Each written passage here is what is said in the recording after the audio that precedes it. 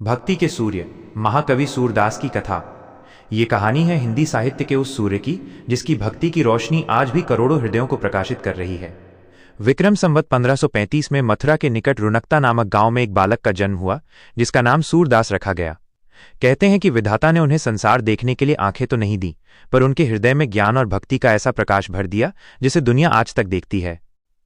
बचपन से ही सूरदास का मन सांसारिक मोह माया से विरक्त था। वे घर परिवार त्याग कर गऊ घाट पर रहने लगे और पूरी दीनता और विनय के साथ प्रभु की भक्ति में डूबे पद गाते थे। उनके जीवन में सबसे बड़ा मोड़ तब आया जब उनकी भेंट महाप्रभु वल्लभाचार्य से हुई। वल्लभाचार्य जी ने उनके दीनता भरे पद सुने तो समझ गए कि ये हीरा तो है पर अभी तराशा नहीं गया है। उन्होंने सूरदास से कहा, सूर होकर तुम इस तरह क्यों गिड़गिड़ा रहे हो? कुछ भगवान की लीला का वर्णन करो। गुरु के इन शब्दों ने सूरदास की भक्ति की दिशा ही बदल दी।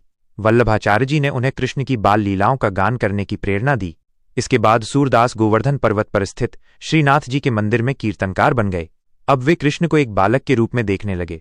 उनकी हर छोटी बड़ी शरारत, उनका हर रूप अपनी बंद आंखों से निहारने लगे और उसे अपने पदों में उतारने लगे।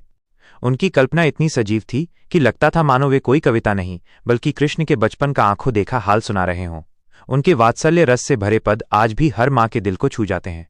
देखिए कैसे बालकृष्ण अपनी मैया यशोदा से अपनी चोटी न बढ़ने की शिकायत कर रहे हैं। मैया कभी बढ़ेगी चोटी? कितनी बार मोही दूध पियत भई, ये अजहू है छोटी तू, जो कहती बल्कि बेनी जौ, वह है लांबी मोटी। काढ़त गुहत नवावत जय है नागिन सी भूई लोटी। अर्थात माँ, मेरी चोटी कब बढ़ेगी? मुझे दूध पीते हुए कितना समय हो गया, पर यह अभी भी छोटी है। तुम तो कहती थीं कि ये दाऊ भैया की चोटी की तरह ही लंबी और मोटी हो जाएगी और नागिन की तरह जमीन पर लौटने लगेगी। सूरदास ने अपनी रचनाओं के माध्यम से सूरसागर नामक भक्ति के महासागर की रचना की।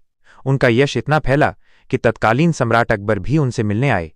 जीवन के अंतिम क्षणों में जब उनके गुरु के पुत्र ने कहा, पुष्टि मार्ग का जहाज जा रहा है, जिसे जो लेना हो ले लो, तब भी सूरदास अपने प्रभु कृष्ण के रूप का ही ध्यान कर रहे थे।